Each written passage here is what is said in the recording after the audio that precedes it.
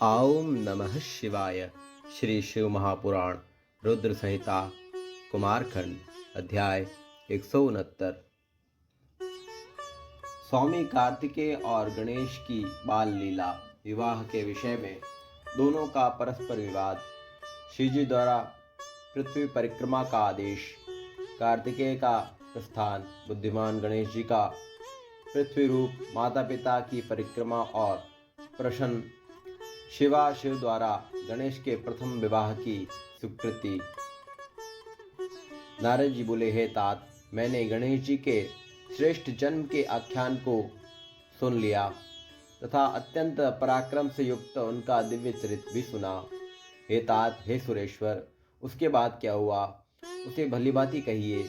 यह आख्यान शिवा और शिव के यश से परिपूर्ण तथा महान आनंद देने वाला है। ब्रह्मा जी बोले, हे मुनि श्रेष्ठ करुणाद्र चित्त वाले, आपने ठीक ही पूछा।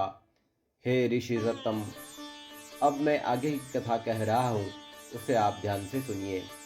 हे विप्रेंद्र, शिवा एवं शिव अपने उन दोनों पुत्रों की उत्तम लीला बारंबार देखकर अत्यंत प्रसन्न होने लगे। माता पिता के दुलार से उनका सुख दिन रात बढ़ने लगा और वे दोनों बड़ी प्रसन्नता से आनंद पूर्वक क्रीड़ा करते थे।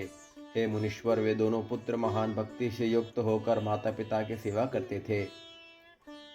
षणमुख कार्तिकेय तथा गणेश के प्रति माता पिता का अधिक स्नेह शुक्ल पक्ष के चंद्रमा के समान सदा बढ़ने लगा।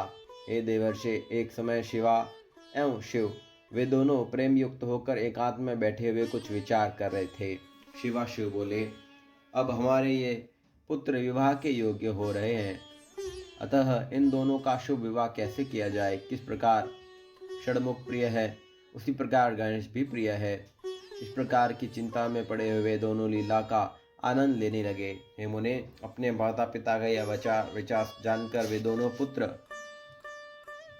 उनकी इच्छा से विवाह के लिए लालायित हो उठे।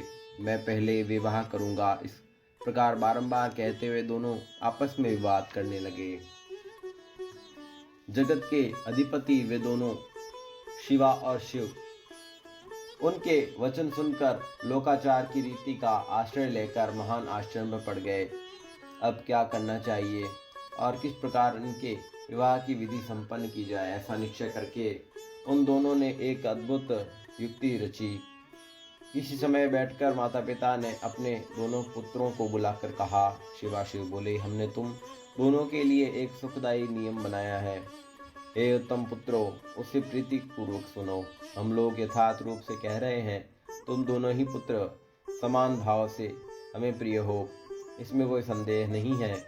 अतः हम लोगों ने तुम दोनों पुत्रों के लिए एक कल्याणप्रद शर्त रखी है। तुम दोनों में से जो कोई भी संपूर्ण पृथ्वी की परिक्रमा कर पहले चला आएगा, उसी का शुभ लक्षण संपन्न विवाह पहले किया जाएगा। ब्रह्मा जी बोले, उन दोनों का यह वचन सुनकर महाबली कार्तिकेय पृथ्वी की परिक्रमा करने के लिए बड़ी शीघ्रता से घर से चल पड़े। किंतु बुद्धिमान गणेश जी अपने सद्बुद्धि से चित्त में बारंबार विचार करके वही स्थित रहे कि मुझे क्या करना चाहिए और कहाँ जाना चाहिए।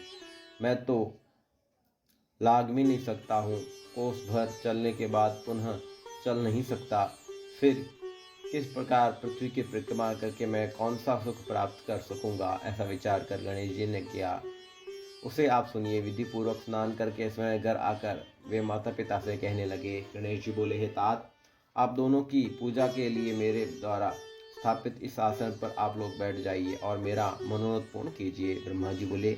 उनकी बात सुनकर पार्वती और परमेश्वर पूजा ग्रहण करने के लिए आसन पर बैठ गए। गणेश जी ने उन दोनों का पूजन किया और बार उनकी परिक्रमा की। इस प्रकार 7 परिक्रमा की और तथा 7 बार प्रणाम किया। हे तात बुद्धि सागर, गणेश जी ने बारंबार उनकी स्तुति कर हाथ जोड़कर प्रेम विहल अपने माता पिता से कहा। गणेश जी बोले, हे माता पिता, आप मेरी श्रेष्ठ बात सुनिए, अब शीघ्र ही मेरा सुंदर विवाह कर दीजिए। ब्रह्मा जी बोले, इस प्रकार का महात्म्य गणेश जी का यह वचन सुनकर माता पिता ने महाबुद्धि निधि गणेश जी से कहा। शिवा शिव बोले, तुम भी वन सहित पृथ्वी की ठीक ठीक परिक्रमा करो। कुमार गया हुआ है, वहां भी तुम जाओ और पहले चले आओ। ब्रह्मा जी बोले। इस प्रकार माता पिता के यह वचन को सुनकर गणेश जी संशय तथा कुपित होकर कहने लगे। गणेश जी बोले, हे माता पिता, आप दोनों धर्म रूप और अत्यंत विद्वान माने गए हैं, अतः हे श्रेष्ठ माता पिता, मेरे धर्म सम्मत बात को ठीक ठीक सुनिए। मैंने तो 7 बार पृथ्वी की परिक्रमा की है, तब हे माता पिता, आप दोनों ऐसा क्यों कर रहे हैं? ब्रह्मा जी बोले। इसके बाद गणेश जी के वचन सुनकर महान लीला करने वाले उन दोनों शिवाशियों ने लौकिक रीति का आश्रय लेते हुए कहा। माता पिता बोले, हे पुत्र, तुमने रीति विशाल 7 द्वीप वाली समुद्र पर्यंत फैली हुई तथा घोर जंगलों से परिव्याप्त पृथ्वी की परिक्रमा कब की? ब्रह्मा जी बोले, हे मुने, शिवाशिव के इस प्रवचन को सुनकर महाबुद्धि के निधान पुत्र गणेश जी यह वचन कहने लगे। गणेश जी बोले, मैंने आप दोनों माता पिता शिवा और शिव का पूजन करके अपनी बुद्धि से समुद्र पर्यंत पृथ्वी की परिक्रमा कर ली। इस प्रकार का वचन वेदों, शास्त्रों और धर्मशास्त्रों में विद्यमान है। क्या वह वचन सत्य नहीं है? माता पिता का पूजन जो उनकी परिक्रमा कर लेता है, उसे पृथ्वी की परिक्रमा करने होने वाला फल निश्चित रूप से प्राप्त हो जाता है। जो माता पिता को घर में छोड़कर तीर्थ स्थान में जाता है, उसके लिए वह कैसा ही पाप कहा गया है जो उन दोनों के वध करने से लगता है। माता पिता का चरण कमल ही पुत्र के लिए महान तीर्थ है। अन्य तीर्थ तो दूर जाने पर प्राप्त होता है। यह तीर्थ सन्निकट रहने वाला, सभी प्रकार से सुलभ और धर्मों का साधन है। पुत्र के लिए माता पिता तथा स्त्री के लिए पति ही घर में सर्वोत्तम तीर्थ है। वेद और धर्मशास्त्र निरंतर ऐसा कहते हैं। आप लोगों को भी यही करना चाहिए, अन्यथा ये असत्य हो जाएगी। ऐसी स्थिति में आपका स्वरूप ही असत्य हो जाएगा और तब वेद भी असत्य हो जाएंगे, इसमें संशय नहीं है। अतः अब मेरा शुभ विवाह शीघ्रता से कीजिए, अथवा वेदों और शास्त्रों को मिथ्या करिए। हे धर्म स्वरूप माता पिता, इन दोनों में से जो श्रेष्ठतम हो उसी को ठीक ठीक विचार कर प्रयत्न पूर्वक कीजिए। ब्रह्मा जी बोले। तब ऐसा कहकर बुद्धिमानों में श्रेष्ठ उत्कृष्ट बुद्धि वाले पार्वती पुत्र गणेश जी मौन हो गए। इसके बाद विश्व के स्वामी दंपति पार्वती परमेश्वर उनका यह वचन सुनकर अत्यंत आश्चर्यचकित हो गए। तदंतर उन शिवाशिव ने बुद्धि लक्षण तथा यथार्थ बात कहने वाले पुत्र की प्रशंसा करते हुए यथार्थ बोलने वाले उनसे प्रेम पूर्वक कहा। शिवाशिव बोले, हे पुत्र, मुझे महात्माओं में निर्मल बुद्धि उत्पन्न हुई है। तुमने जो बात कही है वही सत्य है, इसमें संदेह नहीं। संकट पर उपस्थित होने पर भी जिसकी बुद्धि में विशेषता बनी रहती है, उसका दुख उसी प्रकार दूर हो जाते हैं जैसे सूर्य के उदय होने पर अंधकार दूर हो जाता है। जिसके पास बुद्धि है उसी के पास बल है। बुद्धिहीन को बल कहाँ से प्राप्त होता है? बुद्धि के बल से। किसी के खरगोश ने मनमोहम्मद सिंह को कुएं में गिरा दिया था।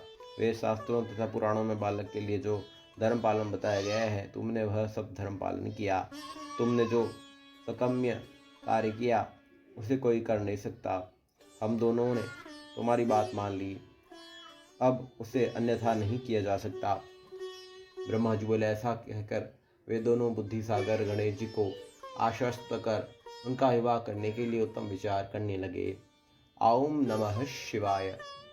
श्री शिव महापुराण रुद्र संहिता कुमारखंड अध्याय 169 संपूर्ण हुआ।